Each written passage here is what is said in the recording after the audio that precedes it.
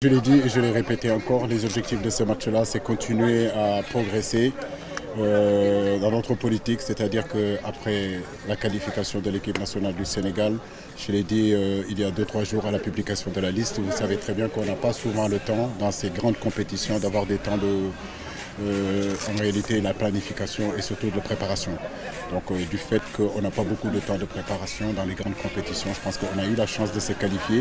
Donc ces matchs qui vont arriver, que ce soit le match contre le Bénin, la 5e journée, que ce soit le match contre le Brésil et samedi contre l'Algérie, l'objectif c'est de continuer à penser au jeu, à peaufiner, à donner du temps de jeu à ces garçons qui viennent d'arriver, qui ne connaissent pas la tanière, mais aussi stratégiquement essayer de bouger dans notre amélioration. Si vous voulez, le groupe est au complet. Formose a eu un petit pépin à la cheville. Mais normalement, je pense que ça devrait quand même aller. Idrissa, comme vous le voyez, il est en pleine forme, il est venu nous rejoindre avec Abdou Diallo. J'ai envie de dire que l'ensemble du groupe du Sénégal est là et est prêt justement à bien préparer ce match-là contre l'Algérie. Coach, espérons qu'on va récupérer Formose. Si c'est le cas, alhamdoulilah. Si tel n'est pas le cas, est-ce que vous allez faire appel à un autre joueur ou bien c'est Crépin qui risque de décaler sur le plan droit?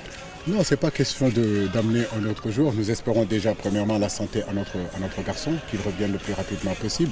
Mais en réalité, dans cette équipe nationale, vous avez bien vu qu'il y avait vraiment beaucoup de possibilités. Il n'y a pas que Crépin et comment dirais-je encore, et Formose. Je crois que la chance qu'on a aujourd'hui, c'est qu'on a un groupe que tu sais, il y a une certaine polyvalence qui est là selon les systèmes qu'on va jouer. Si on n'a pas assez de latéraux, nous savons que nous pouvons jouer à 3 aussi derrière. Mais en réalité, le poste n'est pas important. Ce qui est important, c'est surtout la mentalité que vous allez mettre dans le poste où vous allez jouer.